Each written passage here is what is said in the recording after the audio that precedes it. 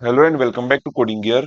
इस वीडियो में हम एक ऐसी पीएचपी स्क्रिप्ट लिखने वाले हैं जहां पर हम एक प्रोजेक्ट का नाम मतलब एक कंपनी के प्रोजेक्ट का नाम इनपुट करेंगे और फिर हम डिस्प्ले करेंगे कि उस कंपनी के प्रोजेक्ट के अंदर कौन सा एम्प्लॉय कितने ड्यूरेशन तक था।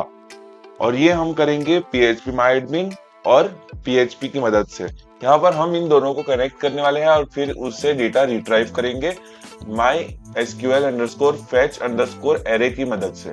स्टार्ट करते हैं हमारा प्रोग्राम। ये है असाइनमेंट 7 सेट बी क्वेश्चन 1 का सॉल्यूशन। पहले हम एक डेटाबेस क्रिएट कर लेंगे। मैं इस डेटाबेस को नाम दूंगा सपोज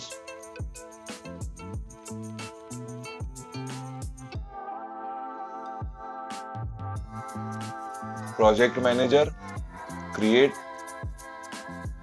अब ये मेरा डेटाबेस एक क्रिएट हो गया। यहाँ पर पहला नाम होगा प्रोजेक्ट, पहले टेबल का नाम। अब ये प्रोजेक्ट, इसके अंदर नंबर ऑफ फील्ड्स क्या होगी कि phone number, project number, P name, project name और साथ में ड्यूरेशन। तो यहाँ पर 3 फील्ड्स होंगी। Okay go. अब यहाँ पर पहला है पी नंबर, फिर यहाँ पर पी नेम और यहाँ पर होगा ड्यूरेशन। अब यहाँ पर ड्यूरेशन हम इन मंथ्स देंगे, तो इंटीजर पी नेम वेरकेर और यहाँ पर ये इंटीजर वेरकेर 50। यहाँ पर होगा ये प्राइमरी की। अब सेव, ये प्राइमरी की बन गया। ये हमारा पहला प्रोजेक्ट टेबल जो है वो हो गया। अब इसके अंदर मैं इंसर्ट भी कर लूंगा, साथ साथ सब होता जाएगा यहाँ पर। अब प्रोजेक्ट 101 के अंदर P1 और यहाँ पर ड्यूरेशन सपोज 5 मंथ्स। प्रोजेक्ट 102 उसका नाम था P2 और वो कब तक चला, 10 महीने के लिए चला था। गो, ये इंसर्ट हो गया। अब इसे को सेम कॉपी कर लूंगा, या फिर हम 2 ही प्रोजेक्ट रखते हैं और उन दोनों में से साइमल्टेनियसली हम जो है इंफॉर्मेशन लेते रहेंगे। अब सेकंड टेबल क्रिएट करते हैं, तो फिर से प्रोजेक्ट मैनेजर में आएंगे। यहाँ पर अब सेकंड टेबल होगा हमारा एम्प्लॉय और उसके अंदर डिटेल्स होंगी एम्प्लॉय नंबर, एम्प्लॉय नेम और सैलरी। तो यहाँ पर 3 गो। यहाँ पर ई नंबर, फिर ई नेम और अब ई सेल। यहाँ पर ई नंबर जो है वो इंटीजर होगा, ये वेरकेर और ये भी यहाँ पर इंटीजर होगा। उसके बाद ये प्राइमरी की हमने क्रिएट कर ली। अब सेव, और वेरकेर के अंदर नंबर है 50। सेव, 2 टेबल्स क्रिएट हो गए। इसके अंदर मैं इंसर्ट करूंगा 1 एम्प्लॉय नंबर 201, उसका नाम होगा E1 और यहाँ पर उसकी सैलरी होगी 20123। ओके 20,000। यहाँ पर 202 उसका नाम है E2 और उसकी सैलरी 15,123। गो। अब इसे कॉपी करके मैं 4 एम्प्लॉय और 2 प्रोजेक्ट क्रिएट करूंगा यहाँ पर। तो SQL कंट्रोल V और यहाँ पर अब 3 4 4 और ये 3। Okay go. अब मेरे एम्प्लॉय के अंदर टोटल है ब्राउज 4 रिकॉर्ड्स,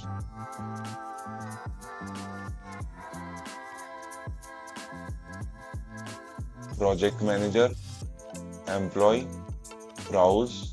ठीक है, एम्प्लॉय के अंदर है 4 रिकॉर्ड्स और प्रोजेक्ट के अंदर है मेरे 2 रिकॉर्ड्स। अब मुझे यहाँ क्या देना है कि प्रोजेक्ट 1 जो है उसके अंदर एम्प्लॉय 1 2 और 4 काम कर रहे थे, और प्रोजेक्ट 2 के अंदर एम्प्लॉय 3 1 और टू काम कर रहे थे। ओके, मतलब ये 1 2 3 और 1 2 3 और 1 2 4। अब 1 2 कॉमन है और 4 जो है वो ऑड है। ओके, अब मैं एक नया टेबल यहाँ पर क्रिएट करूंगा। Project manager create. अब ये थर्ड टेबल का नाम होगा project underscore pro underscore EMP, और इसकी फील्ड्स मैं दूंगा यहाँ पर। अब मैं एक और एक्स्ट्रा फील्ड दूंगा जिसका नाम होगा ड्यूरेशन ऑफ एम्प्लॉय। मतलब पहले जो हमने प्रोजेक्ट के अंदर दिया वो तो पूरे प्रोजेक्ट का ड्यूरेशन था, पर अब कौन सा एम्प्लॉय कितने ड्यूरेशन के लिए इस प्रोजेक्ट में था वो दिखाने के लिए मैं यहाँ पर 3 फील्ड्स दूंगा। गो। अब यहाँ पर पहले होगा एम्प्लॉय नंबर, फिर प्रोजेक्ट नंबर, और फिर ई एम्प्लॉय ड्यूरेशन। ओके, और यहाँ इसके लिए इंटीजर और ड्यूरेशन भी इंटीजर में होगा। अब ये दो जो है वो इंडेक्स हो जाएंगे और थर्ड इंडेक्स नहीं होगा। अब सेव। ये मेरे इंडेक्सेस क्रिएट हो गए। अब मैं इंडेक्स कनेक्ट करने के लिए add 2 fields at the end of the table at the beginning of the table after e number go। यहाँ पर वेट,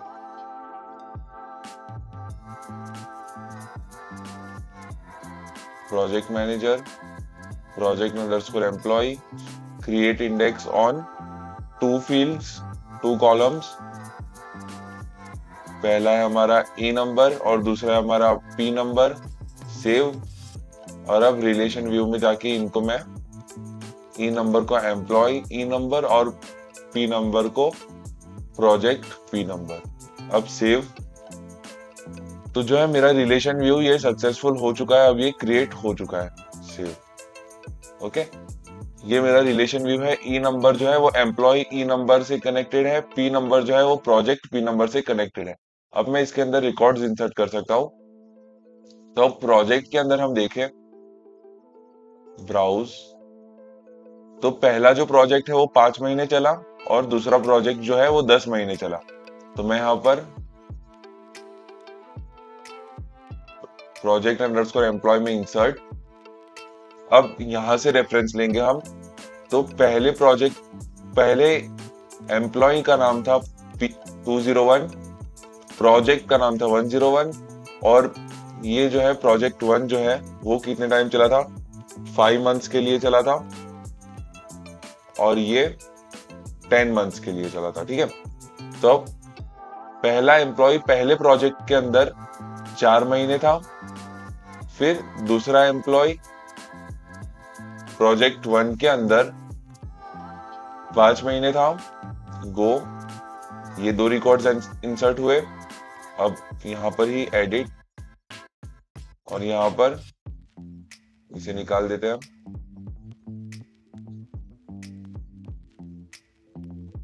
अब जो तीसरा एम्प्लॉय है 203, वो 101 के अंदर 2 महीने के लिए था।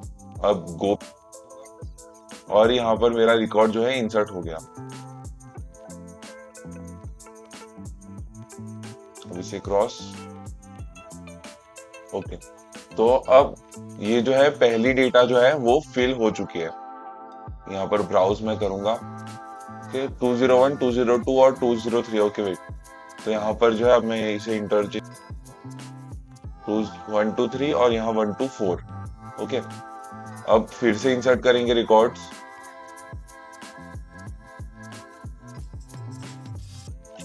अब 201 एम्प्लॉय 1 प्रोजेक्ट 102 के अंदर 6 महीने था। एम्प्लॉय 2 प्रोजेक्ट 2 के अंदर टोटल 10 महीने था। गो, और फिर यहां पर एडिट कर लूंगा मैं इसे, delete.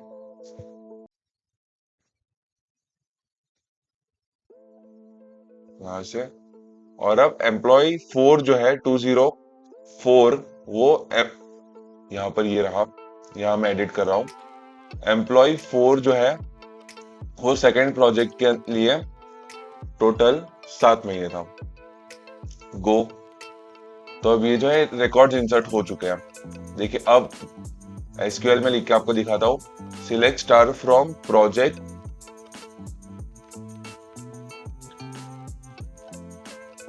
pro underscore emp pm comma employee comma project p where p dot p number equals to pm dot p number and e dot e number equals to e dot e number equals to pm dot e number। अब इसे गो। तो देखिए employ 1 जो है वो project 1 में है, यहाँ से कंपेयर कर सकते हैं। एम्प्लॉय 2 जो है वो भी प्रोजेक्ट 1 में है, एम्प्लॉय 3 प्रोजेक्ट 1 में है, फिर एम्प्लॉय 1 प्रोजेक्ट 2 में भी है, एम्प्लॉय 2 प्रोजेक्ट 2 में है और एम्प्लॉय 4 प्रोजेक्ट 2 में है। और ये रही सारी डिटेल्स। अब हमें यहाँ पर चेक क्या करना है कि हमें प्रोजेक्ट का नाम लेना है, प्रोजेक्ट का नाम इनपुट करना है और फिर उसके हिसाब से डिस्प्ले करना है। तो यहाँ पर p dot p name equals to and p dot p name equals to यहाँ पर p1। ओके। अब गो पे मैं जब क्लिक करूंगा तो प्रोजेक्ट 1 के अंदर कितनी डिटेल्स है? 3। ये 3 आ गई। अब एम्प्लॉय का ड्यूरेशन आ गया कि कौन कितने ड्यूरेशन के लिए था, ये प्रोजेक्ट कितनी ड्यूरेशन के लिए था वो भी आ गया और एम्प्लॉय के नाम आ गए। तो ये सेम जो है हमें एसक्यूएल क्वेरी यहाँ पर परफॉर्म करनी है। ओके। और हमें डिस्प्ले क्या करना है? सिर्फ employ number, project number, employ name, project name और ड्यूरेशन। स्टार्ट करते हैं यहाँ पर हमारा पीएचपी प्रोग्राम। तो पहले हम फॉर्म क्रिएट करेंगे, उसके लिए HTML form body form backend dot PHP, यहाँ पर मेथड पोस्ट। अब यहाँ पर हमें क्या करना है? Input type equals to text, name equals to p name, ID की जगह प्लेस होल्डर देना है और इसके अंदर मैं लिखूंगा प्रोजेक्ट नेम, यहाँ पर लाइन ब्रेक, यहाँ पर इनपुट सबमिट और इसकी कोई वैल्यू नहीं होगी। ओके। इसे रिफ्रेश। देखिए प्रोजेक्ट नेम और सबमिट बटन आ गया है। 100 पे कर लेता हूं।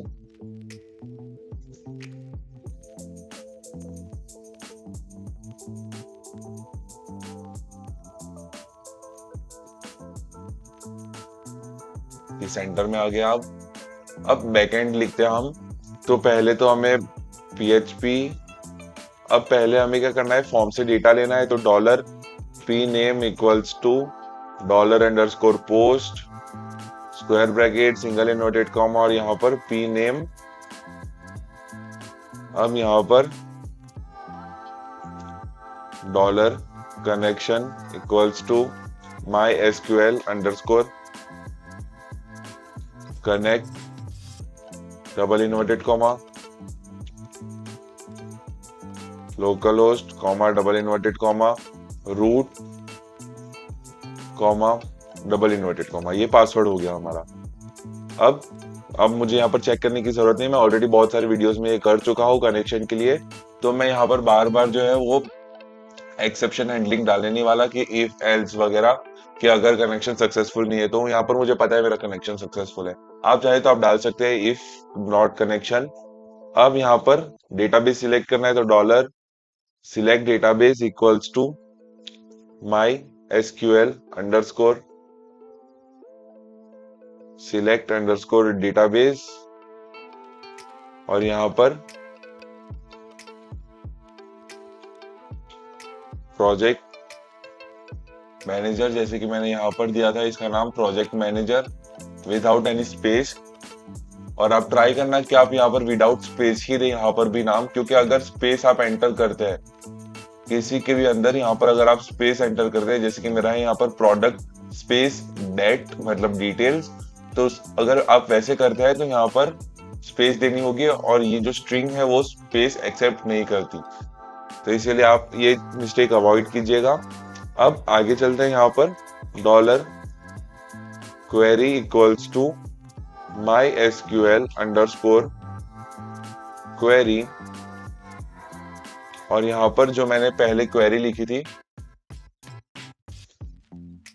ये सेम क्वेरी में कॉपी करूंगा। सिलेक्ट स्टार फ्रॉम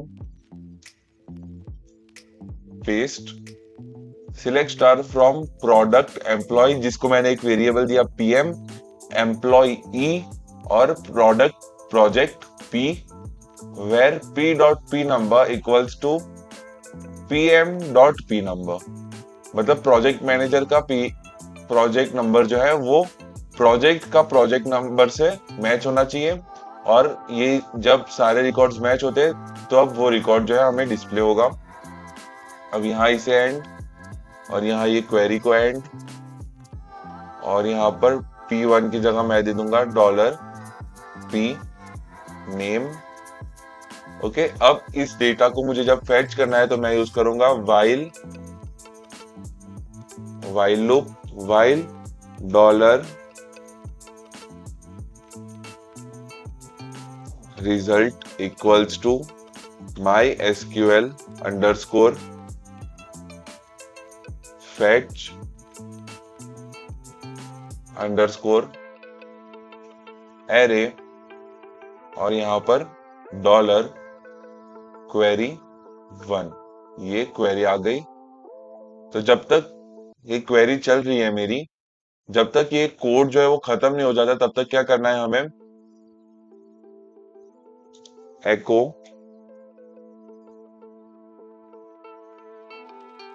और यहां पर एम्प्लॉय नेम देना है, ई नेम एम्प्लॉय नेम होगा और फिर होगा यहाँ पर ई नेम डॉलर रिजल्ट। और यहाँ पर मैंने मिस्टेक किया है, मुझे स्टार फ्रॉम नहीं करना है, मुझे क्या क्या डिस्प्ले करना है, सिर्फ ई नंबर। तो मैं यहाँ पर E number comma p number comma ई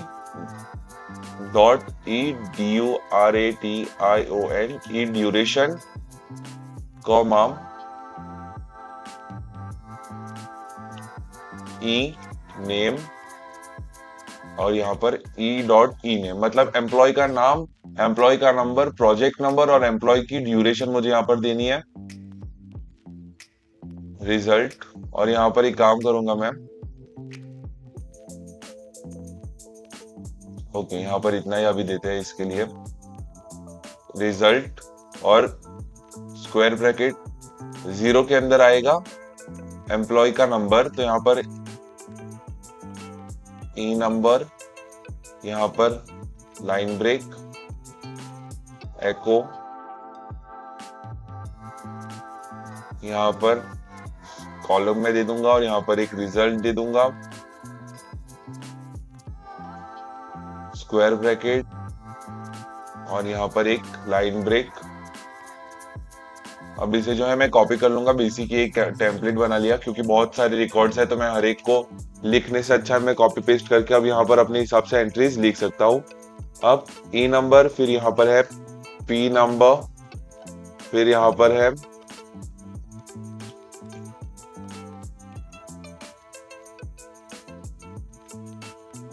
एम्प्लॉय ड्यूरेशन और फिर यहाँ पर होगा employ number, project number, employ duration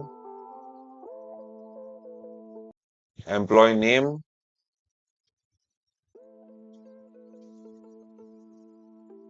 और उसके बाद बस इतना ही है, employ number, project number, employ duration और एम्प्लॉय नेम। तो 0, 1, 2 और 3। तो अब मैं बेसिकली 4 रिकॉर्ड्स जो है वो MySQL में से फेच कर रहा हूँ यहाँ पर BR। और मुझे साथ में ये भी चेक करना होगा कि ये जो क्वेरी है वो वैलिड है कि नहीं। तो मैं यहाँ पर लिखूंगा if not query not dollar query, मतलब अगर क्वेरी वैलिड नहीं है तो फिर क्या होगा, एको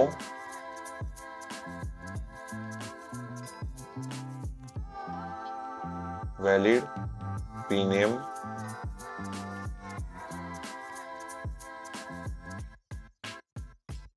not a valid project name. Okay, यहाँ पर हमने प्रोजेक्ट नेम लिया तो इसलिए यहाँ पर हमें एको भी कर देना है, not valid a project name. और अगर नहीं है तो फिर एल्स के अंदर ये पार्ट जो है वो परफॉर्म ऑटोमेटिकली करेगा। अब स्टार्ट करते हैं। यहाँ पर मेरा है प्रोजेक्ट 1। अब अगर कोई एरर होगा मुझे दिखा देगा, सबमिट, और नहीं होगा तो फिर अच्छे से जो है डेटा आ जाएगा, not a valid, supplied argument is not valid. Okay, पर प्रोजेक्ट 1 नाम का तो मेरा है यहाँ पर एक P1, तो मैं यहाँ से डिलीट कर देता हूँ इस चीज को, p.pname। अब फिर से refresh, not a valid pname।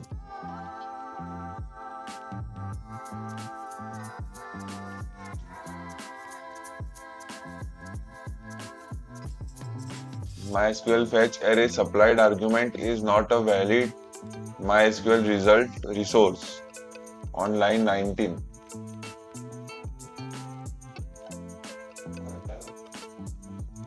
Dollar query dollar result, single inverted में इसे डाल के देखते हैं, रिफ्रेश। ओके वेट, जब मेरी क्वेरी शायद रन नहीं कर रही इसीलिए प्रोजेक्ट मैनेजर चेक करना होगा मुझे, local host root MySQL select database MySQL connect.